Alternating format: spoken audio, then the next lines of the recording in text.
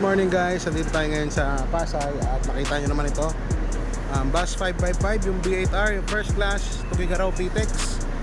At ngayon to babiyahe, alas 11 daw, no? At kasi nag-review kasi tayo ng shoutout, nag-review kasi tayo nitong bus na to, ay medyo madilim, no? Kaya ngayon ay kukunan ulit natin siya. Papasok lang siya dito sa shop kasi re-retight daw yung mga gulong kasi nga ito ay brand new, ito bago pa ito, fresh off the boat. So sampahan natin at tignan natin ano. So yan itong view mula sa loob ng B8R first class Tugigaraw. Ito na ba yung kapalit ng mga single digit na ano? Yes. Yan, itong mga pangmalakasan ng Cagayan. So makikita nyo dito, ayan, napakalawak ng legroom nya. Ayan, malayo, maluwag, pati dito sa right side maluwag, tsaka maganda rin yung lighting nya. Bawat upuan din may seat belt, so for added safety, bawat upuan, hindi katulad ng mga luma nating bus, usually sa harap at saka sa likod lang may seat belt. Ito bawat upuan may seat belt. So ayan, kita nyo yung mga gamit nila, bagong lipat, malamang excited na sila. At excited na rin ako para sa kanila. Sarap gamitin ito, B8R guys, pindot-pindot lang. Ito naman ang kanyang comfort room. Check natin.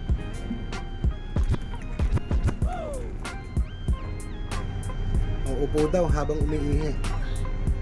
At syempre, clean as you go. Ay, bagong-bago. No smoking tayo sa loob ng mga banyo, mga lodi. Try nga natin umupo. Try natin umupo sa ito. So ako 5'11" ako guys. At yan so almost isang dangkal, yung layo. So very comfy talaga. At maganda ang kanyang aircon system, air conditioning system. Kita nyo naman, ganda siya. Maganda to sa gabi. Dito naman sa likod, 4 seats lang,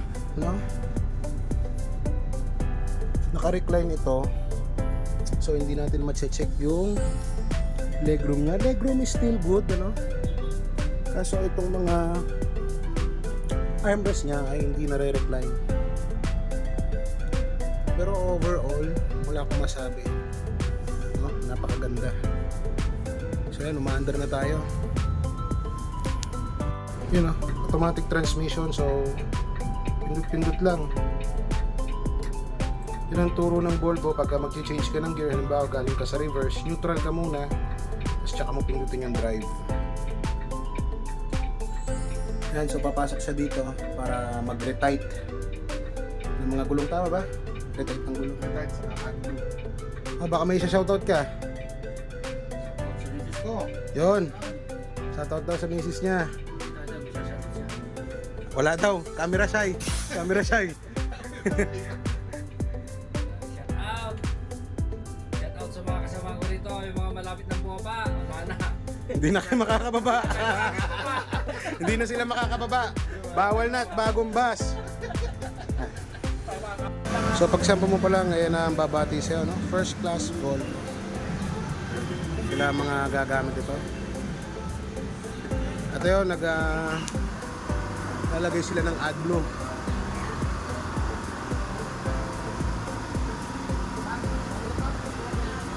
Tapos magre-retight sila ng mga gulong. So hindi ko maintindihan itong kulay na to. Dito purple siya, doon naman sa unahan black. So weird. Pero sabi nga na may-ari, sabi nga ng president, it's a mystery. Mystery nga yung kulay niya. Kasi dito purple, pagdating doon itim. Ewan ko kung nakikita nyo sa camera, mga lodi. So abangan nyo to sa PTEX, Ito alas 11 ito, 3:05. Tayong pa yung isa. Ewan ko kailan to babiyahe. Pogi, Sige mga lodi, dyan na kayo.